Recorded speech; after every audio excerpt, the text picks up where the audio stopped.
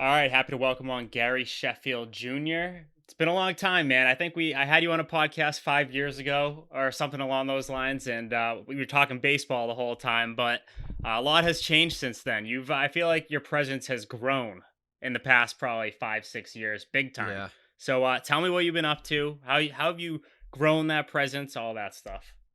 Well, I guess the crazy part about it is that at first, I would say when I was going on your show, I was just like breaking in like political writing.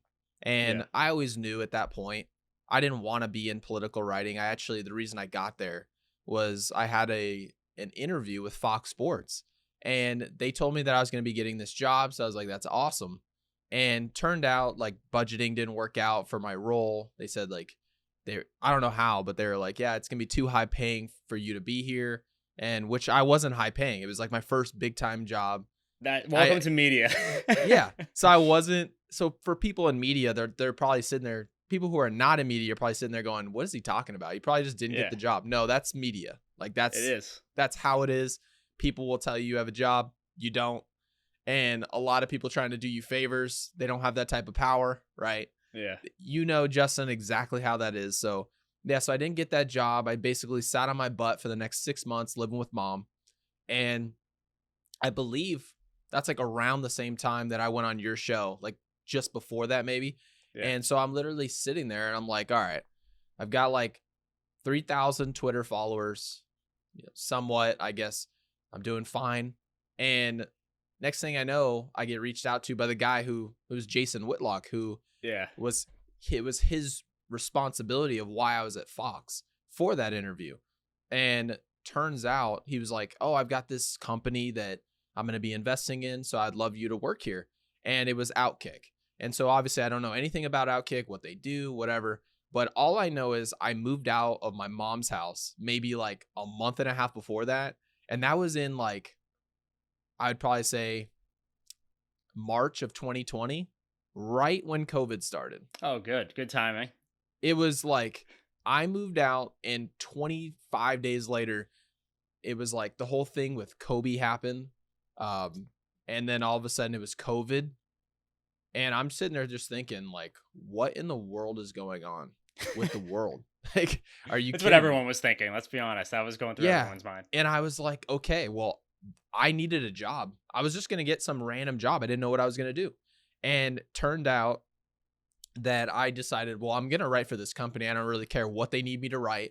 So I'm writing for this company who's obviously like a more conservative angled show. And so I'm writing for them. I'm like, I need to cash a check. And I'm doing that for a while. The people there were pretty nice. My bosses stunk. I mean, that's just what writing is, especially in that line of work. So yeah. And then all of a sudden I started to get a bigger voice as soon as I got there. But I only did it because I wanted to be on camera. I wanted to do what you're doing. I wanted to do this, right? I wanted to be behind a camera. And turned out like maybe like 6 or 7 months later, I was trying to branch away from political work and talk about sports because I thought sports was the best thing that we had to offer because a bunch of people who have nothing in common suddenly do. And to me, that's a good thing. It's the reason we love sports so much. We live stressful lives. I mean, just before this, we were talking about marriage and just things that there's some anxiety to those things, right? They're big events. But when you talk about sports, and for me on the West Coast, I wake up at 10 a.m. to watch football to start the season. It's one of the least stressful moments of my life because you just wake up and it's just there. It's very easy and competitive. It's fun. So once I started to really branch out into sports only, that's when I started my lane just started to widen. And all of a sudden my audience grew. And I plan on never going back into politics. That is for sure. So it's enjoy funny you say that sports and that's it. Yeah. It's funny you say that because I feel like a lot of the time people look at it the opposite way. Like they start with sports and it's not hitting, like maybe they're not hitting the correct audience or whatever it may be. Right. So they're like, I have to talk about something that's controversial. So I'm going to go into politics and get everyone all riled up on Twitter. And that's how I'm going to get the engagement. So you kind of did it the opposite way. Yeah, because what I noticed is that a lot of the cool kids club on Twitter, which Twitter is a very good place for people to grow, not in terms of followers, but in terms of you would have never even tapped into this audience had it not been for Twitter in the first place. So it's like when you hop on and you'll see whoever content creator, right, with 75,000, 150,000 up to 2 million followers, you would have never had that type of access if not for Twitter. So a lot of times what happens is they're the cool kids in high school. And so Yeah. you walk in and those guys got to like you based on Yeah. what it is that you're saying. And the only way to get those people to help you grow your own platform is for them to like you. And the problem with Twitter is that when you're working in politics, a lot of people don't like you because of some like surface level stuff, like what, Right. like your job or maybe a couple tweets that you've sent out. And it can limit the ability to get those people to like you and to help you. So once I really strayed away from politics and started talking about the fact that analytics are widely overused in baseball, like I Yeah. love analytics, but they are just dismal in their usage rate.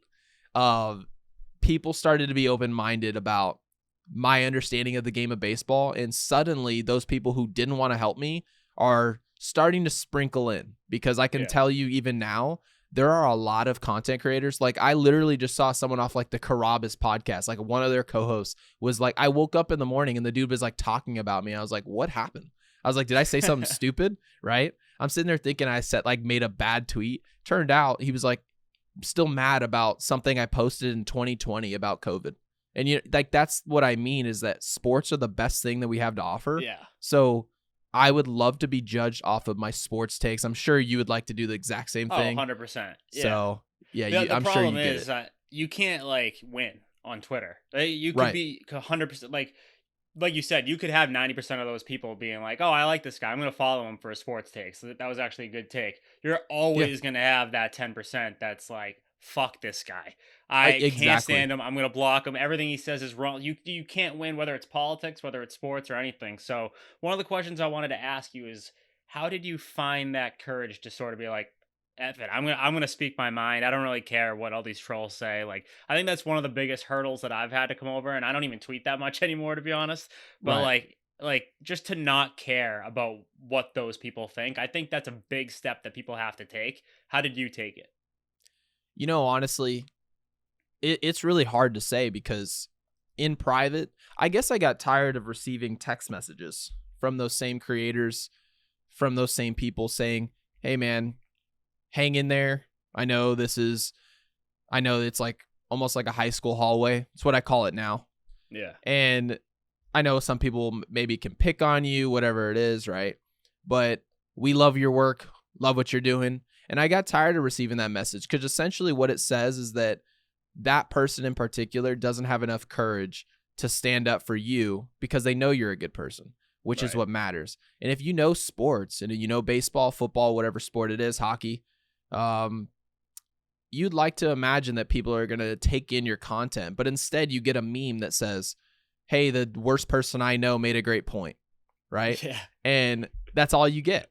It's essentially someone saying, I will not yield to you, but this one thing was a flash in the pan. So I just decided that I received too much private support, and what I would rather do is just stand up that I know what type of person I am, and I'm essentially forcing people to take in my content. I'm not being afraid to make content, because I can honestly tell you, Justin, before, like even like 2 years ago, I'd be terrified to create content, even if I knew it was really good, because I thought that social media might not take it in the same way they would for another creator.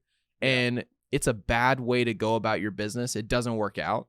Yeah. And I just decided somewhere in the last 2 years that time is now. Yeah, and I think that's a good message to any creators that are on the come up right now. And I even fall into that trap every now and then, where it's like I'll have like a week where I'm like, F it, I don't care what people think. I'm just gonna post my takes, whatever. Then maybe like the next week, like I'll get like one bad message that like kind of Right. gets in my head a little bit, and that next week Yeah. I won't tweet because I'm like scared that I'm gonna have some sort of harsh criticism, someone who Mhm. I will never meet.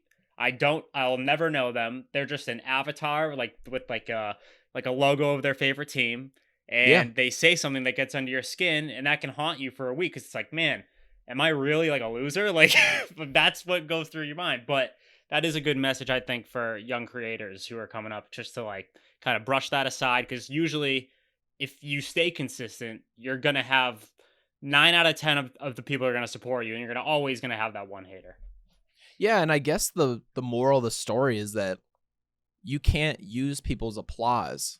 Because I mean, they say if Yeah, you live by right, the cheers, you die by the boos.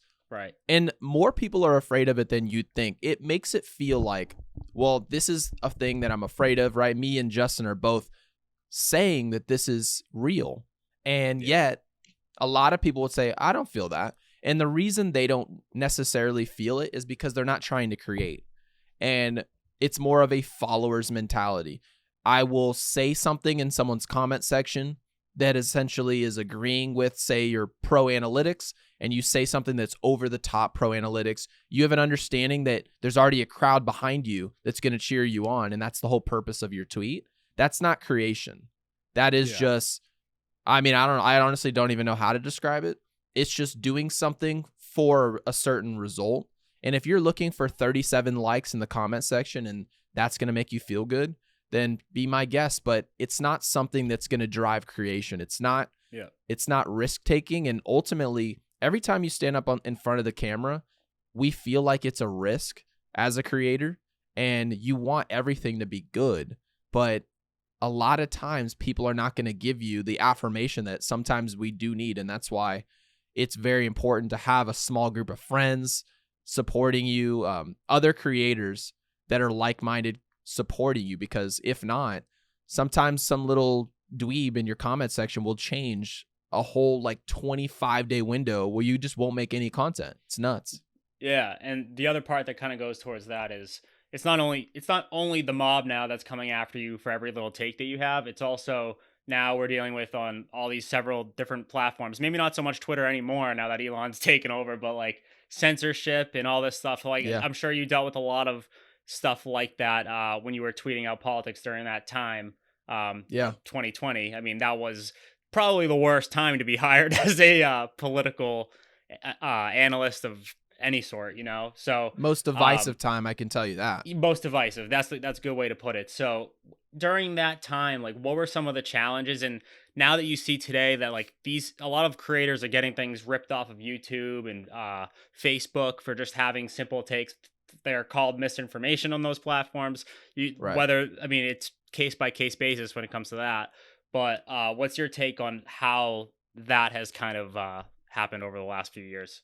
The most difficult part about working during COVID and getting essentially breaking in at that time was that of my, like, really my name.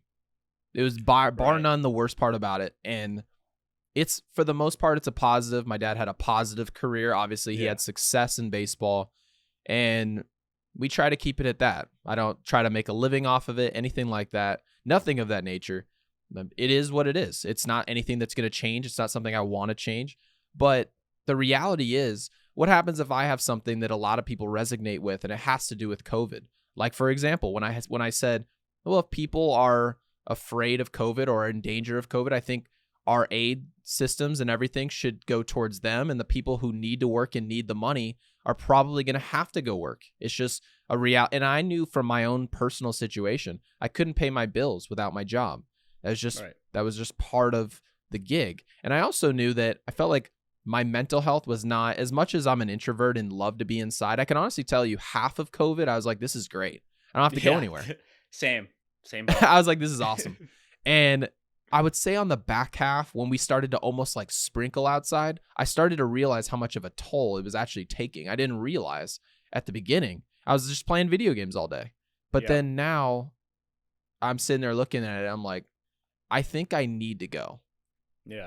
I feel like me merely surviving indoors, I'm dying. That's the way I felt. And I knew something had to be done. And I knew that there had to be plenty of people like me with my same personality, that lived like I did or were struggling like I was. So I was like, I need to go outside and do something. So I was making the point in my writing, we have to go outside, all means necessary. It has to happen, whether it be golfing. Some of us need to work and feel like we're getting something done. And a lot of people, like millions of people, started reading this stuff. And I'm like, oh. And next thing you know, and this is why it's difficult with the name, is that all of a sudden they'll all send it to my dad. because my dad's Really? like, oh yeah, oh yeah.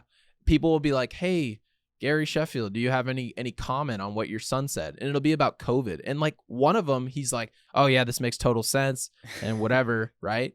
But then another thing is like my dad's legacy is like untarnished from politics for the most part, right? It's all like outspoken sports stuff.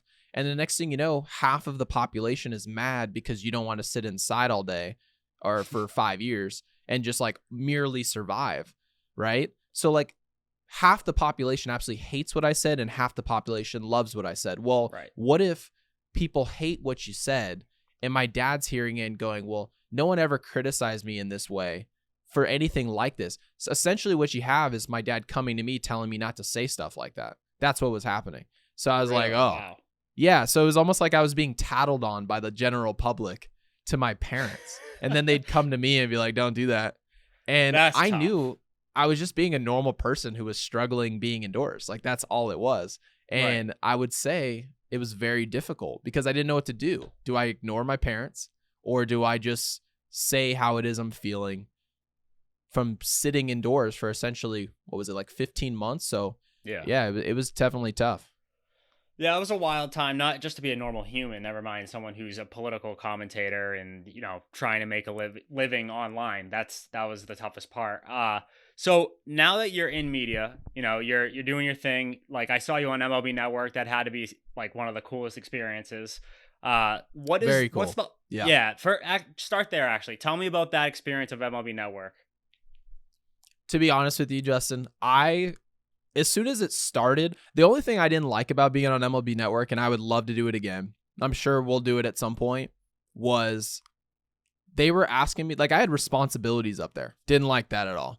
Because like when I come on your show, right, and this is what I love to do, exactly what we're doing now, where we show up, I don't have any responsibilities, all editing, all recording. Yep. Every Talking. way possible that everyone's seeing this show is all your responsibility and you're taking care of it, right? And vice versa. If I'm in that role and it's my show, I accept the responsibility of having to create and record. Like that's just part of this job. But then at the same time at MLB Network, I mean, I don't know if you noticed, but like when I was sitting there playing with my ear, my whole family was texting me in between breaks going, why do you keep touching your ear? Why do you keep touching your ear? Because the producer was in my ear and I'm sitting there trying to like turn them down, all this crazy stuff. And when we were interviewing Jorge Soler, they're like, yeah, so ask him about these t-shirts and like all this stuff. They literally just told me, hey, this is the first question, this is the second question, and this is the third question. And we'll say, Chef, you ready? And that's just letting me know it's my turn to ask a question to Jorge. And they just kick it to me, and I'm supposed to remember the third question that they told me to say. So I'm sitting there freaking out and nervous, right? They literally kick it to me, and I was like, I don't remember what the third question was, so I just asked them some random question about Ronald Acuna Jr. That's funny. They were like, hey, love the question. What happened to the t-shirt one? I was like, honestly, totally blanked out. But all in all, it's better than sitting there great just experience. Panicking. Yeah, that's awesome. Oh, exactly. But I was freaking out at the beginning. I'll tell you that. Oh, I'd be freaking out too. I get nervous even like before a simple podcast. There's the jitters of like, I hope I say the right thing. So going on MLB Network or anything like on a national audience, that'd be difficult. But no, that's awesome. So what's like the ultimate goal for you in media? Like when you see yourself like as a success in media, what are you doing? Well, I would consider when I get to the point of where I'm making enough money, which means there's opportunity there for me by being able to be myself. Because I feel like for the better part of 5 years now, I've been trying to be myself and I've been getting a lot of clapback for that. Whether it be people telling you I'm not a good person or someone telling you what you should think of me without coming to me and having a conversation with me. Because I'm an open book in comparison to a lot of creators that you'll see out there. A lot of them only give you access to maybe 20% of who they are. And it's a very dialed back version of them so that they can maximize on the financial gain of it. Well, that's not the way I want to do business for me in particular. I just don't want to do that. So for me, I feel like if I'm in a position where I'm making enough money to support myself for the rest of my life, do this job, just continue to do it, because at no point do I want to stop. It's one of the most fun and enjoyable experiences, getting on camera and talking to people. There's nothing better. And other people, because I know there's so many people who are like me, who want to be able to just say normal things, have normal back and forth banter about different topics, whether it be sports, mostly sports. But social media is set up for people to show up and agree with each other and find as many like-minded people as possible. And it's like high school. I always say, just like I said earlier, it is high school. It is trying to get as many people as possible to think that they know what you'll say, so they'll essentially support you in return. And I know that you, because I've seen some of your content, I know you've dialed it back, you haven't tweeted as much. Right. I've seen some of your content, and I can see which creators are actually trying to think about different topics and say what it is that they think. Now, that doesn't always mean that I agree with them. That's just not what that is. Right. But what it does mean is I can tell the wheels are turning, and there's a different process there. And that process is unafraid of the backlash of what happens if this is not the popular take.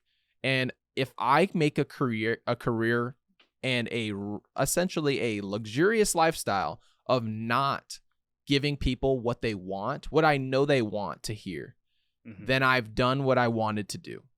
Of course, I'm not going to sit up here and pretend I don't want to make money doing this job or make a great living. I think that would be lying to people. Yeah. But I want to be able to be myself and continue to do so. And if I make it or not make it, I'm going to live with it.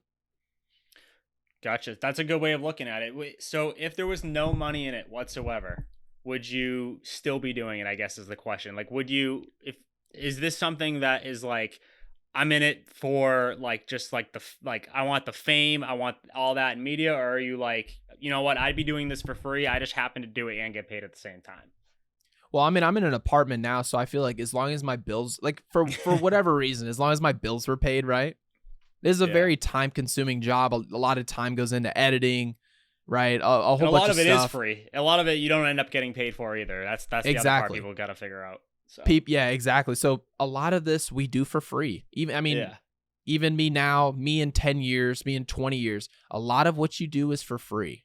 Yeah. It's not all like, I'm Stephen A. Smith and you show up and get a check for $400,000 this week. It's not that. That's not what this job is. So a lot of it, like you're saying, is free. So as long as my bills are paid, I have a life to live. I'm going to have a family to support. And of course, my family is going to be the number one thing. That's always, I'm not going to tell people my creation is the number one thing in my life. It won't be. And it doesn't mean that it's not the thing that I care about, not something that I love to do. And it's not something I'm going to pour everything I've got into. But I can't sit up here and say, yeah, this job only would exist for money. I think that would just be using the profession, which is fine, I guess, if that's the way you want to go about it. And people have different reasons for why they do what they do. But I think a lot of times this is such a time-consuming job, at least in the beginning, that you kind of have to love it. Otherwise, it's just going to go away. You'll start a podcast, you'll quit. You'll make 2 episodes, you'll quit. And you'll keep doing that until you're 40 and you'll be like, I'm too old to do a podcast. And then you'll just continue on with your job. Like that is what this job is. So no, I would do this as long as my bills were paid. That's it. Yeah. Yeah. So what is the work-life balance like for you? Because I know you're getting married soon. You're in a serious relationship. That obviously makes life tougher when it comes to a work-life balance, as I have found out. What has that been like for you personally? Has it been a challenge? No, because it hasn't been a challenge at all. I have an incredible supporting fiance. She's going to be an amazing wife.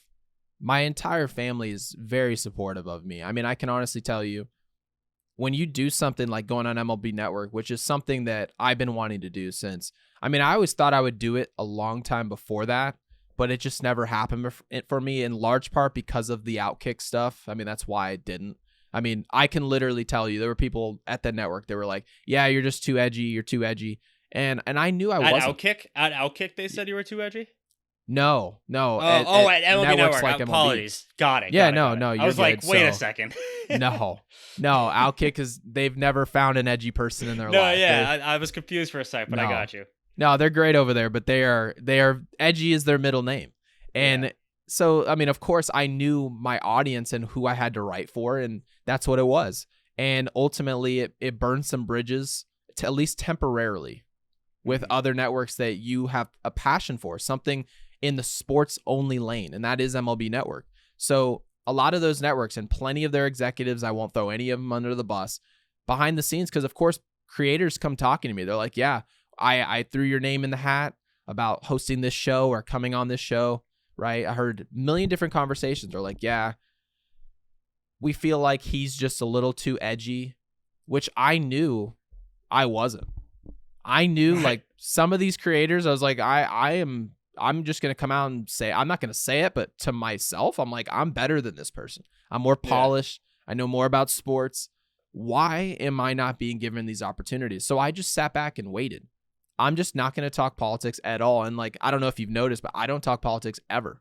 I just don't do it. Yeah, I definitely have not seen that in your content for a very long time. I think it's probably been like a few years since I've seen anything politics Yeah, from you. I It's been all completely sports. stopped writing for Outkick, and that's no hard feelings towards them. I really don't have it. Yeah. They're great over there. It's just that it was a positive and a negative for me in particular. I felt like I had another way out of what I was in, and it didn't have to go down that route. I could always go the sports route, and I felt like I would make it, and I took a gamble, and I feel like it's working. I gotta ask though. So when you were at Outkick, or it might have been like right after you were at Outkick. So you mentioned Jason Whitlock's name earlier. Yeah. I saw like you guys had like a little bit of beef, somewhat recently. It was probably like last year. Yeah. But what was that all about? So give me the backstory for that.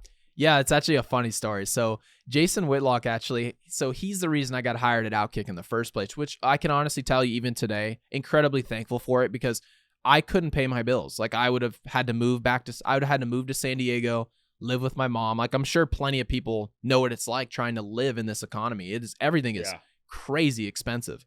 And I mean, my family lives in Florida, the Tampa area, very expensive area. San Diego, another very expensive area. I And wanted then I'm to in live Arizona. there. I wanted to live in San Diego in my Yeah. low 20s, and I realized that just was not happening. It's I not going looked to happen. You go No. on Zillow.com and look in San Diego. Oh It'll my ruin God. your dreams.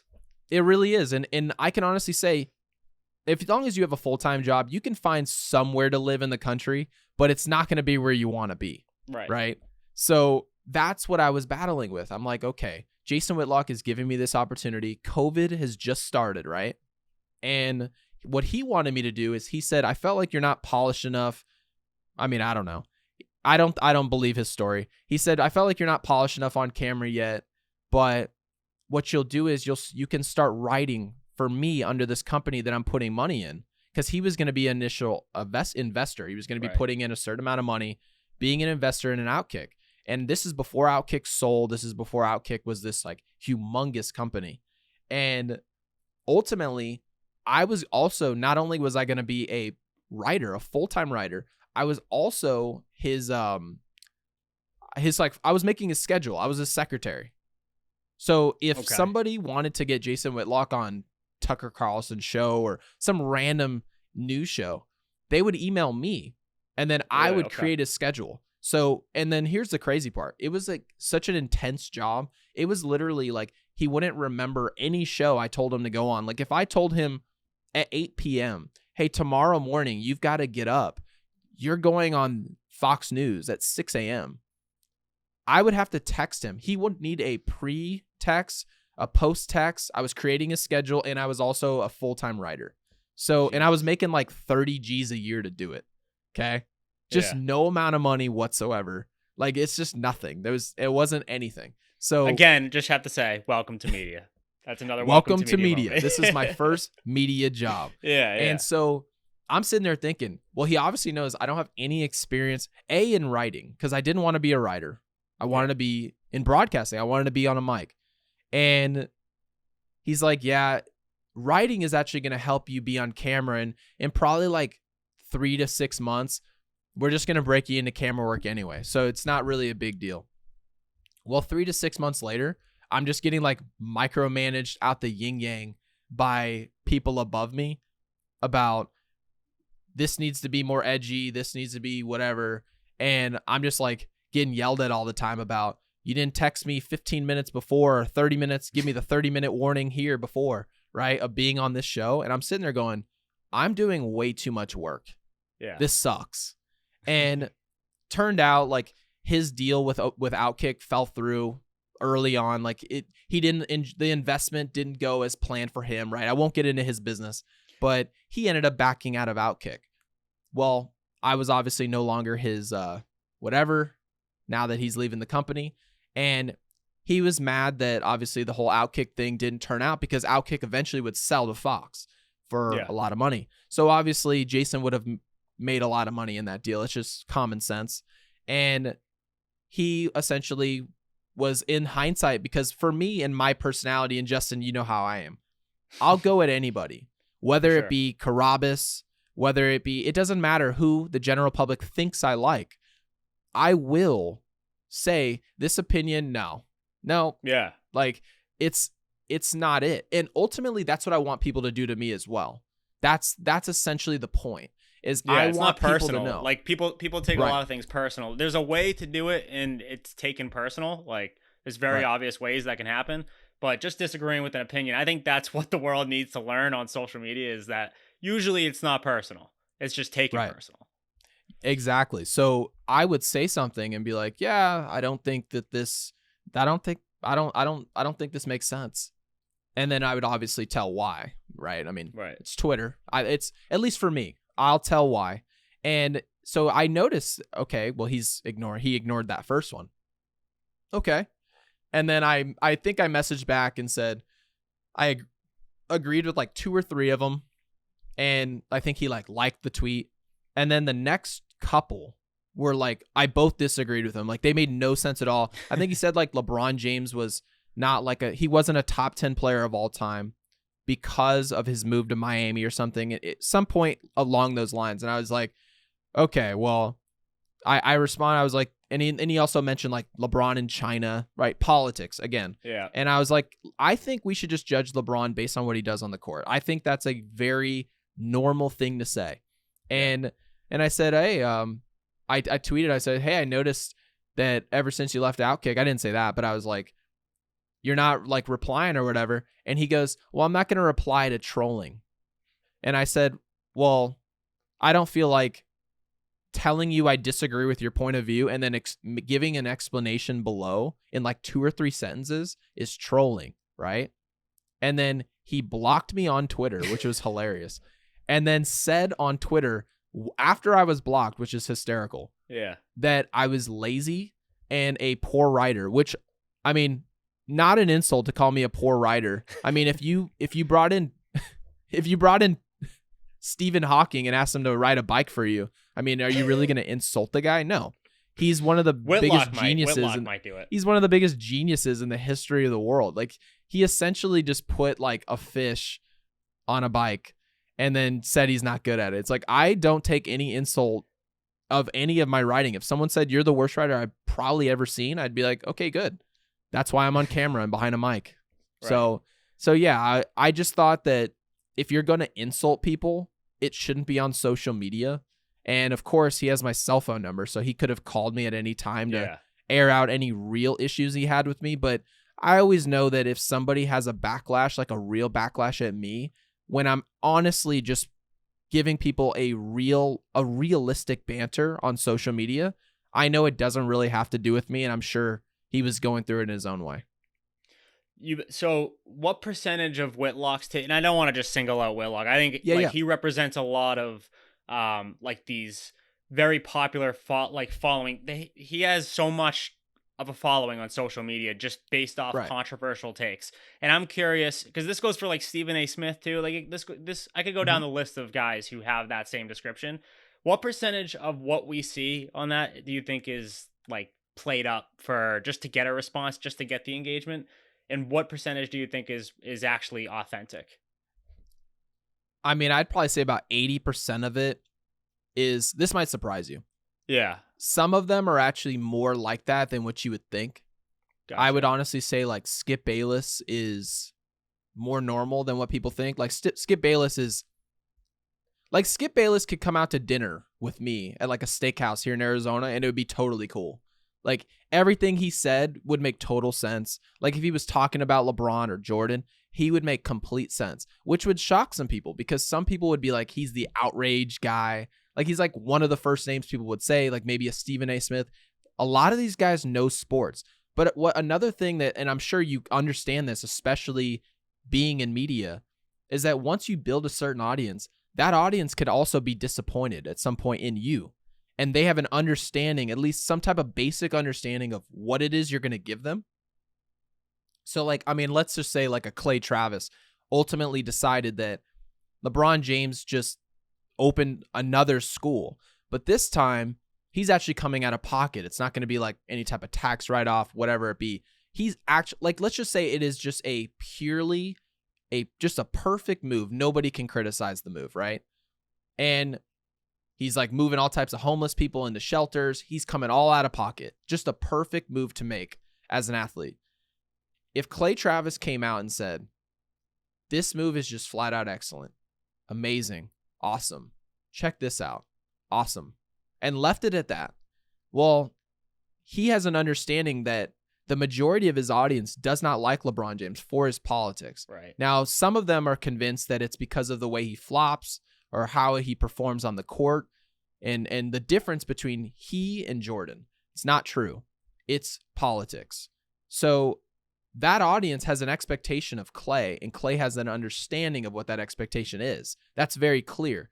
So what would it happen in turn is if Clay Travis saw a move that LeBron made, he knows I can't come out and I can't support LeBron no matter what he does. So a bunch of people are essentially, and this doesn't just include outrage tweeters or people who this is all of us.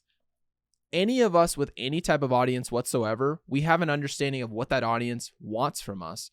And ultimately, if we see something that's not going to deliver that, we'll just say nothing. And that's what's at work. You just have a bunch of people saying things because they know what their audience wants to hear. And what I am doing as a content creator is hopefully trying to grow in a way that ignores that. And that's been very difficult over the years. It's taken a long time to do it, but ultimately you have to dial back somewhere. Like you can't just talk politics freely and then expect ESPN to be like, yeah, come on the show. They're not going to do that. Right. Yeah. So some of it you have to dial back. Unfortunately, you just can't just be a good person. You also have to look and sound like a good person all the time.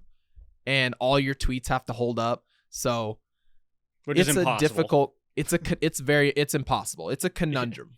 So yeah, you get it. And then you got freezing cold takes out there just in case you screw up too. Like you got to worry about all of it. So one last thing on Twitter before we move on. I'm curious what your take is on the Elon takeover. Or as we speak today, it's Monday, July 24th, and it's switched over to X. I don't even know really what that means other than the logo. Maybe I'm missing some details, but he is just shaking things up, and I just don't know what his next move is. I use TweetDeck for work. I can't even use that anymore.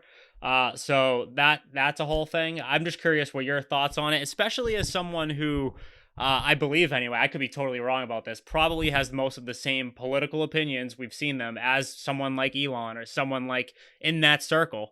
Right. I'm curious your take on what he has done since taking over. Well, what's really funny is if you ask someone, hey, what do you think of the job that Elon Musk has done?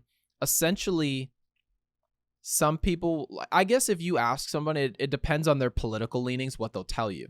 Which it's not what it should be. You should just be able to say what Elon's doing. And I can honestly tell you, the average conservative or right-wing person in this country would be like, Elon's just doing an excellent job. And the reason they say that is because Twitter was owned by left-wing people. I mean, it's not a secret to anybody. And what ends up happening is he essentially unlocked all the right-wing people who were being, whether it be shadow banned because it was seen as misinformation during COVID. Everyone essentially was allowed on the platform, which is pro right wing. I mean, that's their whole thing, is that all of us should be able to say what we want all the time. Okay. That's what happened. But me as a person I'm right in the middle. So I feel like I'm the right person to ask this question. I feel like Elon is doing a terrible job. And that doesn't mean that he's not a smart person. Yeah. And I'll go back to a point I made earlier. To me, it's like when someone says this guy is very presidential, I think this guy would make a great president. You're not saying that that's the smartest person you've ever seen. That's not what you're saying. You're saying that that's the right person for the job. And what I'm saying is that Elon Musk is probably the smartest person I've ever seen on camera, but he's not the right guy for the job. He doesn't have the right temperament for the job. And ultimately, he's not getting things done the way he's talking about them. And that's why he's not the right guy. So, for example, and because I can't say that and not provide an example. Yeah. He showed up to the platform. Twitter was a failing company, which most people don't know. Twitter was doing very well in terms of its usage, but in terms of data, the business model didn't work. We were all using data and posting video, short clip video, and Twitter was losing about $4 million per day.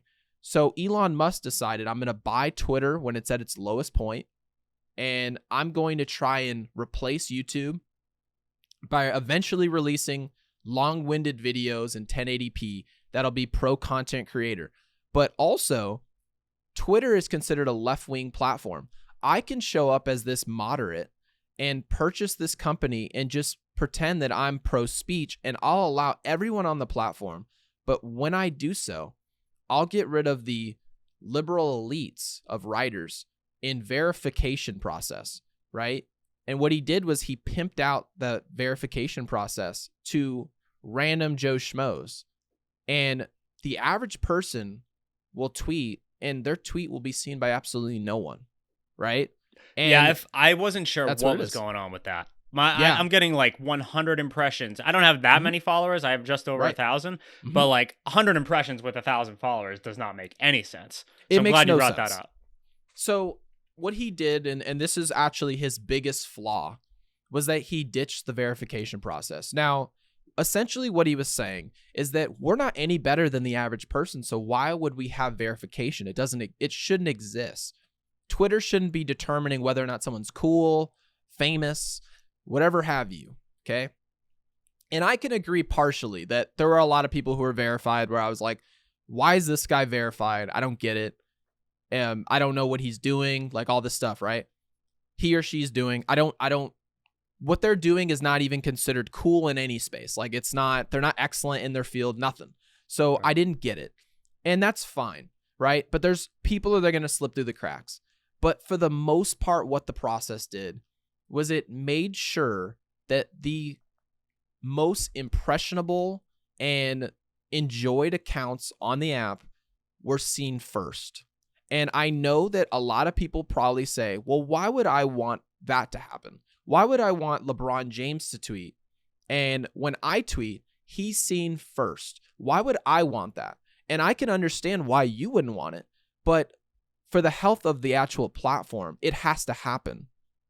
The most seen people need to be seen first. That's just how it works. That's just how that goes. It's because if you don't have it that way, why would those people who are the most impressionable and lucrative for the company, why would they give their 2 cents? If myself with 75, 80,000 followers can send off a tweet, my average tweet gets like 10,000 impressions. Before it was like 45,000. Why would I continue on with your app? And people say, well, to hell with you. You can go join another app. Well, that's okay. If you have that opinion, I'll do so. So you go try to extend yourself into another platform, which I'm doing now. I'm not telling people they should leave Twitter. It's just what I want to do, right? I want to do both. I want to tweet and I want to go join another company. Well, that's not good for Twitter.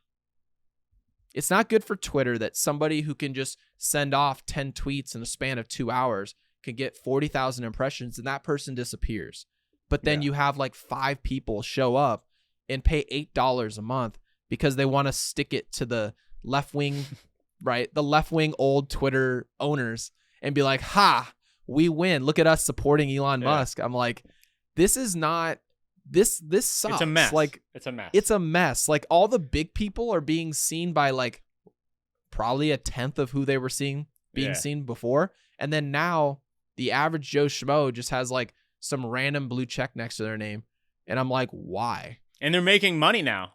They're making money. I don't know if you've seen the ad revenue. Like people who are subscribed to Twitter Blue, there's people tweeting out like they have this new service where they give people, there's ads in their mentions, and they just get money based off of the ads there. There were people tweeting out like they got like $5,000 checks because they're subscribed to Twitter Blue and they get a good amount of impressions. Yeah, I don't Crazy. believe it. I actually Really? don't believe that's happening. And this is the reason. I'm not saying I don't believe they got a check. I don't believe they got a check for what the checks say they're for. And the reason I say that is because many of those people who receive those checks, they follow me, okay? Now, I reached out to a few of them. Now, I've talked to a few of them in private, and obviously I'm not going to disclose what we talk about, but I can tell you they respond every time. All those people, the Zubies, all those people, if I message them, they are responding. Okay, all of them. 0 replied when I asked about, hey, how does this process work? How's that going? Right? So what it tells me is that they probably were reached out to by Elon because they were seen as very impressionable, which is awesome. I'm very happy for them. And I'm sure I probably would have done the same thing if Elon reached out to me. However, I know they signed some type of non-disclosure agreement before this happened. If you want to be a part of the process, this is what you have to go through. We'll pay you. I think they were paid X amount of dollars, which was probably still a nice little sum for them, especially. And I think they were like, we're going to make an ad. This will be for the little low blow schmoes down below who are all content creators. I know Twitter wants to replace YouTube. I think they just told these creators, we're going to say we paid you X amount of dollars. We'll really pay you this. You're not allowed to talk about it. And it'll get people excited about the ceiling of this payment process. And people will say, why would I go to YouTube and wait for their ad revenue when Twitter's doing the exact same thing and I already have a platform? Yeah. So, and I understand why they're doing it, because people like me aren't going to create a show on YouTube starting from scratch when I can just tweet. That makes perfect sense. So yeah, I don't believe Elon at all. I think he's going to do that. I do think he's eventually going to do ad revenue. I get it. But once it disperses to all of us, because it's going to go to you, it's going to go to you, and then it's going to come to me. We're going to be creating content on Twitter, and then all of a sudden we'll get our checks for $17.88 and say, what just happened? It'll pay for your Twitter Blue for a couple months. It'll pay for your Twitter Blue. They're going to be like, they're probably going to have like a little thing on the top to say, do you want to recycle what we pay you into your payment process? That's what it's going to be.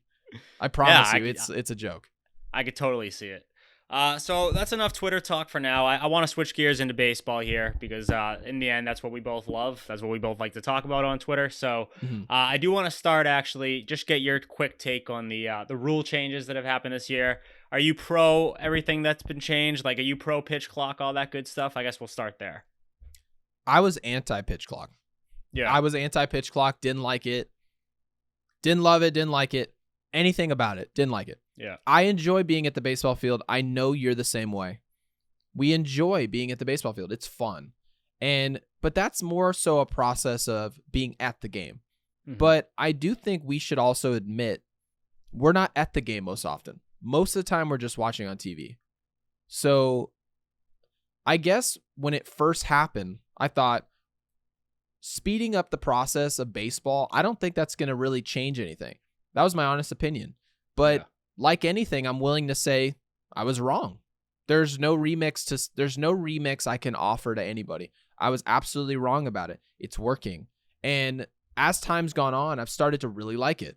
I like the fact that I'm on Pacific time in Arizona. So Yankees game start at 4:00. So a Yankees game starting at 4, it ends at like 6:15. Yeah. I can cook dinner. I can watch the entire game and then cook dinner, watch a movie, and maybe go to bed. That's a good thing.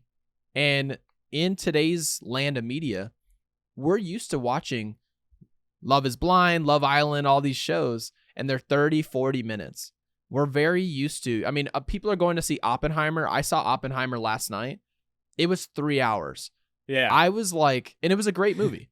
I'm literally sitting there going, how many talking scenes we got? like maybe 2 hours later, my fiance was like tapping me on the shoulder, just going, "Oh, are you kidding me?" Oh my god. And Yeah, I mean, I that's can't even watch us. like a 2 second. I can't watch like a 10 second Instagram reel. I have to. It's like cut to the chase. Right. Exactly. Because you'll go on TikTok, and you know how some people will be like, they unlocked for whatever reason, their TikTok allows them to make a 5-minute long-winded video about that Titan that went down and imploded. And you're like, how long's this guy got to talk? Yeah, And no, it's I like can't 4 watch that. minutes. No, we'll just scroll right past it. But And at the that same goes to time, show I'll you. watch like a Rogan interview, but I won't watch like like a 1 minute TikTok video. So it doesn't make much Exactly. sense at all. I don't know, like maybe you just have to be a really good creator to be able to actually let people digest your 2.5 hour long content. I don't know. I don't know what it is, but sometimes it's either I feel like it's either like 3 hours for me or 10 seconds. I can't do the in between. Yeah, and baseball already had its audience. It wasn't growing at all. It just was not growing. In a 4.5 hour event, I took my fiance to Yankee Stadium last July. I said, "Hey, how'd you like the game?" Sucked. I go, "Oh, it sucked." She goes, like, "It's too long." We were there. We were literally standing up for like 4.5 hours. Yankees had no hits. We got no hit. For 4.5 hours, we watched nothing happen. And I sat there and I was like, wow, baseball is just such a beautiful game. I wonder why it didn't hit, whatever. And then it really hit me. It was 4.5 hours of nothing. I watch soccer and nothing will happen and I'll complain. So why should I expect somebody else to enjoy my game when nothing happens? So Right. I just decided, okay, I'm wrong about this pitch clock thing. Now that I'm watching the games, I do like it. It's very quick, maybe a little too quick, whatever.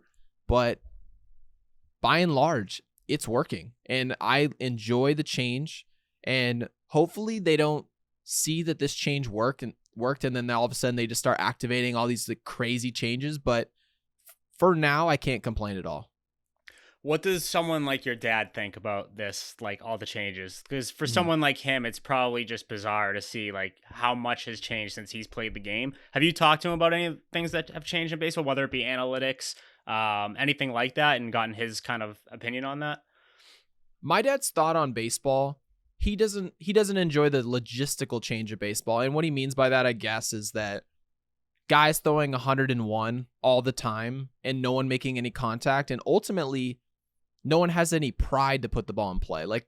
And what I mean by that, I guess, is that front offices aren't building their roster to try and combat the inability to put the ball in play. They're essentially just leaning into it's just way too difficult to put the ball in play. So we'll just hit the ball out of the ballpark. Yeah. And you'll see an oversaturation of power, like Joey Gallo's. Like you'll just see a lineup of 6 guys trying to do what Joey Gallo does, just not as good. Yeah. And that's the result. That is something that my dad resents because the game in 1995, my dad came up in 88. Yeah. The game in like 2003 was about a 1v1 with me and the pitcher as a batter. And if he struck me out, it's the worst thing that could happen. So, and I'll use Cody Bellinger as a perfect example. Cody Bellinger, the last 2 years, really struggled in LA. He was coming off a shoulder injury during the World Series, and ultimately his swing got really long. He fell into some bad habits, and no one corrected him. No one corrected those bad habits. Nobody said anything about cutting your swing down, whether it be early in the count or 2 strike counts. And you see today, he ends up going to Chicago, and everyone's looking at his exit velocity the first couple weeks and saying, it's the problem. He's not back. His shoulder's not healthy. And all in all, I said, I believe in Cody Bellinger. And that's because I knew the type of baseball player he was. But analytics doesn't care about who you are. They care about what you're outputting. So What's crazy is that as time's gone on, Cody Bellinger's hitting like 330 now. Yeah. Yeah, he's raking. Yeah, and people are still looking at exit velocities. And people like myself and my dad, we're looking at it and saying, this guy is putting up these type of numbers because he's ignoring what baseball's become. He is ignoring exit velocity. His exit velocity never recovered. It's still his expected exit velocity well, first off, his expected batting average is down They're like, yeah, based on how he's hitting the ball, he shouldn't be hitting this well. That's But so because silly. of what he's doing with 2 strikes, it doesn't actually matter. The analytics isn't correct all the time. Right. And that's something that my dad agrees with. He's of the mentality that all means necessary. I'll make any adjustment, regardless of what any person in the front office is telling me. I know what a correct result is. As long as I'm doing something that's going to help us win, that's the right move. And ultimately, yeah, my dad does get really upset when people just say, yeah, your career, you had this war. And he's like, Okay. this guy really just walked up to me and he just essentially calculated my value for my whole career. I mean, it's just it's okay to use it in some ways, but he gets really disappointed when people do that, I would say. And so do I. Yeah, understandably so. So you're a Yankees fan, unfortunately. So I'm curious how that came to be. I mean, you live in Phoenix now. I don't know like much about your background other than like you live in Phoenix right now. You're a Yankees fan. I know you root for the Suns, correct? So That's correct. how did you get those like mix of teams? The Eagles too. So how did you get those mix of teams kind of as your favorite teams? Yeah, so I became an Eagles fan because of my dad was a Cowboys fan, and I felt like it wouldn't be the right dynamic that I would like, especially with our personalities, to just root for the same thing together. And so I was like, oh, well, T.O.'s Eagles, that's my team. Because he's rooting for the Cowboys, which my dad's bandwagon anyway. He doesn't root for the Cowboys anymore. So he's a Tampa Bay Bucks fan. He's had season tickets since like 1990. So I was gonna I was gonna ask if that was like a bandwagon Brady thing or not, but that answers that question. Okay. Yeah, no, he's had season tickets forever, but he was always a Cowboys fan while he had those season tickets. I mean, I guess he had the money for it, so why not? Yeah. So he's like, all right, cool, I'll do that. But no, I became a Yankees fan in 2004. I was a D-backs fan. We expanded in 98. So they built, at the time it was Bank One Ballpark. So yeah, I was a D-backs fan. I was actually at the 2001 World Series. I have a ticket. I think the ticket's like right here, actually. I don't know. Give me one sec. So the D-backs beat the Yankees and you were like, I'm going to root for the losers of these two. Here it is. Got the ticket. Yeah. So this is my ticket. That's from sick. the 2001 World Series, and I was sitting in the handicap section with my grandpa in center field. So it was amazing experience. I was a diehard Diamondbacks fan. Obviously, we won the World Series, so that was epic. But then when my dad went to the Yankees in 2004, the way we were treated by George Steinbrenner, I mean, they were spectacular. And I can't emphasize it enough how great they were. And I felt like I had no choice but to just like really embrace who they were. And like, I didn't feel like there was any reason for me to go anywhere else. So once that happened, I was going to be a Yankees fan forever. Obviously I grew up listening to Michael Kay. And then now that my platform's grown, now I can just reach out to him and he responds. I mean, that's crazy. So pretty sweet. Yeah. So the whole process, I just had no reason to go anywhere outside of the Yankees. So I hate to disappoint you being a Yankees fan, but it's tough, but I'll get over it. So do you know the favorite team that your dad played for? Like what was the best part of his career? Yeah, man. Well, I would probably say his favorite team was the Marlins. He loved Miami. He was like the king of Miami. Yeah. And I don't know if you saw, but during a lot of those World Series, like Tiger Woods was at some of those games. And like he was like sitting there right by the on deck circle. Tiger, my dad, became really good friends. And ultimately, I think people knew Gary Sheffield is almost like intertwined, regardless of where he goes, how many teams he plays for, he's a Marlin. Yeah. Like if he ever gets into the Hall of Fame, he's going in with a Marlins hat. And it's something my dad knows. It's something that a lot of people who are old enough to have watched his entire career, they know about my dad, is that he was able to become a winner in Miami, which is the most important thing. Right. And ultimately, the fans loved him. He loved the fans. And, I mean, there's no reason. If you have love for the fans, they have love for you. You're making a lot of money and you're winning. I mean, what can you complain about? So, yeah, he's a Marlin for life. What do you want to see the Yankees do at the deadline coming up? What are like your ideal moves? Obviously, like everyone wants Otani right now. I don't think anyone's getting Otani. He's probably Uh-huh. standing pat. Like I think the Angels are making a big mistake by keeping him. That's just my opinion. But Right. what is your dream deadline? I guess outside of Otani, since everyone wants Otani right now. For me, it's Cody Bellinger. And what I can say about Cody is the most important thing is his health. His health is there. His mechanics are shored up to the point of where he is who he was during his MVP year. He's deadly in 2-0 counts, 2-1 counts. But here's the best part. Deadly in the counts that everyone's deadly in. Everyone does damage in 2-0 counts. Who is he when he's in a 2-strike count? Oh, he's hitting over 300. The Not average bad. hitter in Major League Baseball is hitting under 200 in those situations. That shows you that Cody Bellinger's deciding at different points in my at-bat, I need to be a different hitter. And what I can tell you, Justin, is that the average hitter in the Yankees lineup, you couldn't, if you blindfolded me and you took the blindfold off and said, hey, based on this swing, what do you think the count was? And I'm talking about Yankees hitters. You would think it was like a 3-0 green light count based on the swings that you'll see out of Yankees hitters. These guys are not making adjustments. Obviously, they just hired Sean Casey as their new hitting coach. Hopefully that helps, and they've started to turn it around at least a little bit here. But hitters in that Yankees lineup, I want a type of hitter in Cody Bellinger that's going to decide that I have pride in what happens here at the plate to me.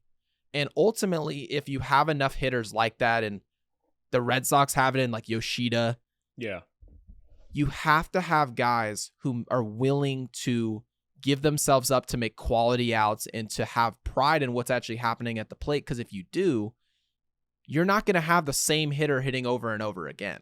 You're not going to have one hitter getting out the same way the next hitter will get out.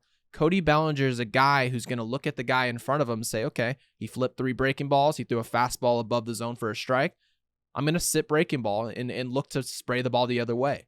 Now, that might not help him reach and get on exavelochampions.com, but what it will do is it will allow him to prepare himself to give and offer a quality at bat for his team. The Yankees, if they can go get someone like Cody, and there's a couple other guys, I guess, out there that can do some of the same things, and then also with amazing defense in center field or outfield, wherever you want to put them, the Yankees will be in a better position to score runs in October, which you need to make adjustments in October to score. So I think Cody Bellinger is our guy. I agree with you. Otani's probably not going to happen, but if Cody Bellinger and maybe a couple bullpen arms come in, I'll be a happy guy. So you want them to be buyers. Like the Red Sox and the Yankees are in the same exact spot right now. They're Right. they have the same record. They're in the same spot when it comes to the wild card standings. And here there's a lot of, well, I think they should be sellers. Well, I think they should be buyers. Some think they're going to be a combination of both, which is what they did last year. Heimblum has this tendency of kind of not putting, never going all in, always doing like a little mix of everything, and it doesn't get anybody anywhere. So I'm curious, like, is there part of you that wants them to sell and just doesn't really believe in this team? Or are you like, no, screw it. We're the Yankees. We're buying at the deadline and we'll see what happens. Well, I mean, I would like them to buy and sell, as you're saying, because Okay. I mean, let's just look at their lineup. Josh Donaldson's at third base, which a lot of people are expecting him to retire. I know he's on the 60-day IL. Yeah. Josh Donaldson, a guy whose contract, obviously, I don't want on the books. The shortstop is Anthony Volpe. Awesome. Gleyber Torres is the team's hottest hitter at second base. Just dealt with a head injury yesterday, so hopefully he's okay. Anthony Rizzo struggled for the better part of a month and a half, but he's essentially getting back on track, which is a good thing. But look at the outfield. We have no idea who the left fielder is and who the left fielder will be next year. We don't know. Harrison Bader in center field, he's a good player. He's had a good year for the Yankees, but he's not healthy. And the Yankees can't deal with another player who can't stay on the field. It just can't happen. Yeah. Aaron Judge obviously is a superstar, so he's your right fielder. It's just that simple. The designated hitter can't stay healthy. The DH cannot stay healthy. They have so many. Luis Severino has struggled. He had a good start yesterday. He's been buns for the past. Rodon. Yeah. This team cannot stay healthy. So if you have a lot of guys who are not producing and are not healthy, you have to imagine if those are high-priced guys, how do we get those guys off the books? Now, that involves selling. But the problem with the Yankees roster construction is they're not in a position to really sell. There's nothing to sell. You're essentially going to give guys away for free. That's not selling. You're not going to trade away Garrett Cole. Giancarlo Stanton has a no trade. He's not going to be traded. Obviously, Judge is not going to be traded. When people say a team's a seller, they're essentially meaning you're getting rid of your best players and you're going to sprinkle around the talent, and hopefully your organization as a unit can take a step forward, which we saw in Washington. Washington went out and got CJ Abrams and a few other guys, and they're making impacts at the big league level. So, no, I don't think the Yankees can sell. I would like if they unloaded some bad contracts, like maybe some Luis Severinos. I would enjoy that, maybe help themselves in the outfield. But no, I don't think there's any future for the Yankees, especially with the way our fans are, and you know how we are, where they're going to accept selling. I don't think that'll happen. So I guess... So that's your wish list, is Cody Bellinger and those types of additions. What are your expectations for the Yankees? And what are your expectations for how this deadline is going to go in general?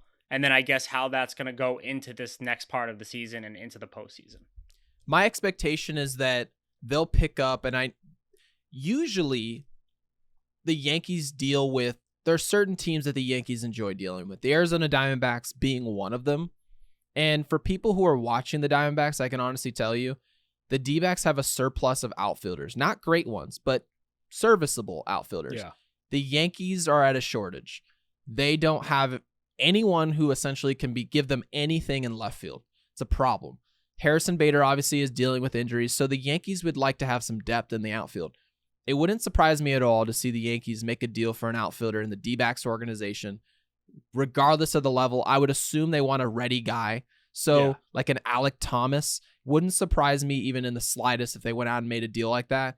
Maybe picked up a couple arms to help ease Rodon and help give those guys a day when they need it, trying to rev themselves up for October baseball, which I know sounds a little bit ridiculous saying let's rev up for October baseball when we're not in play to make the postseason. But the Yankees are a game and a half out. They have to imagine that if they make the correct moves, couple guys get healthy, they're going to go on a little 20-5 run and essentially kick the door open into the postseason. But those are the moves I expect, which is, I'm going to be honest, Justin, it's disappointing. It's just half-baked. And in my opinion, the Yankees at some point need to decide, we're aware of the risk of spending these certain prospects to get this high-priced talent. We're aware of it. But at some point, you gotta crap or get off the pot. And the Yankees are in a position where they can accept mediocre, and we need to continue to ask them for something better than that. Yeah, I don't know when we got to this point where both the Red Sox and Yankees, it's like just waiting for them to make a blockbuster move, but that's kind of where we're at now. The two most popular teams in MLB are scared to make any like big splashes. Right. I never thought I'd see the day. But so how about like the rest of the MLB? Like, how do you see what do you think are going to be the biggest names moved? And then who, I guess we'll wrap up with your World Series prediction when all is said and done. You know, there's a possibility that Juan Soto's moved.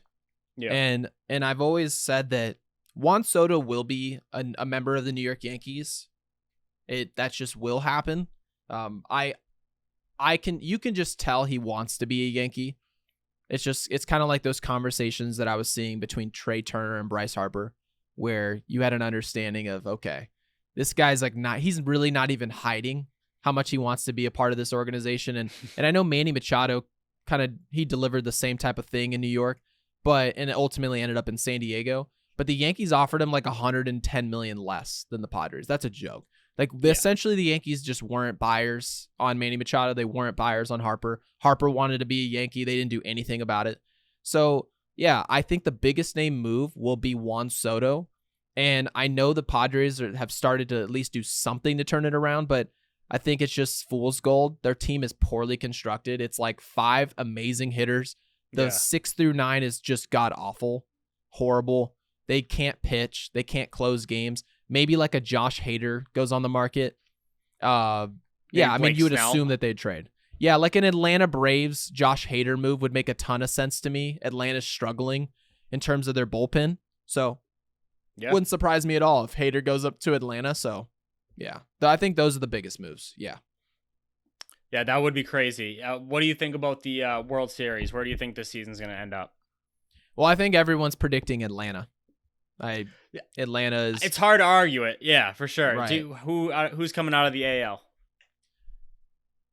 Man, I'm still gonna go Houston. Are you buying into the Orioles hype at all right now? I am. So Yeah. what's amazing is that people were asking me about Tampa. They're like, what do you think about Tampa? They got off to a blazing start. What do you think about them? And the first thing I said was, I'm not worried about Tampa, because Tampa's roster is just not good. I was like, they don't show up to the field and they're a better team than the Yankees. I don't see that. The Yankees haven't played well. They haven't been healthy. I got it. But when I look at Baltimore, I look at young players that are controllable, that are just violent at the plate. And here's the crazy part. Baltimore is a team that will spend. They've spent in the past. They've spent on Chris Davis. So it wouldn't surprise me at all if Baltimore was like, okay, our entire team's young. Our team is great. Maybe we'll try and call a Shohei Ohtani. You're not going to land Ohtani in Baltimore. We all got that. But the fact that they're willing to try goes to show you that, like a Juan Soto, if he comes on the market in 2025, why wouldn't Baltimore be putting forward perhaps the best offer? That is something that the Yankees in baseball should be worried about. So even before all that happens, their team is really good. Their young players are not just young, they're really good. Yeah. They're actually better than a lot of veterans across baseball, and they deserve it because they've done it the right way. I just know the best thing possible for a baseball team is a team that will spend.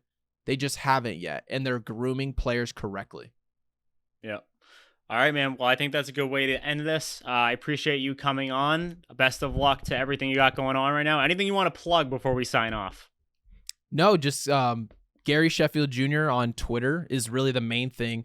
But for anyone who's interested in streaming, because I actually just started streaming on Kick, it's Gary Sheffield Jr. on that platform. So yeah, give me a follow. It's a great time. Like, I was streaming till like 3 o'clock in the morning the other day, and there was like 40 people in there. I'm like, what in the world? Like, the streaming world is a crazy place, and I'm having a lot of fun. So if you want to join in, please do. What have you been streaming on there? Any of the show, or are you moving on from that? No, I've been playing the show. All right. I'm actually a World Series player in the show, so I'm actually very good. People think I'm going to be terrible.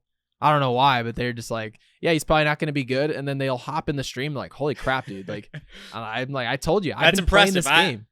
I don't know. I think I maybe got to Hall of Fame once. I've never gotten to World Series, though, but maybe one day. Yeah, no, it's a very competitive game. And there are a lot of content creators that I watch and I guess I'm in communication with. But yeah, I think I got them. I think a lot of these guys, I think I got them. So yeah, I've been practicing for a while. So I guess it all turned into a stream. But yeah, thank you. Yeah, awesome, man. Thanks again. Appreciate it. And we'll have you on sometime in the future. Absolutely, man. Just let me know. All right. Take care.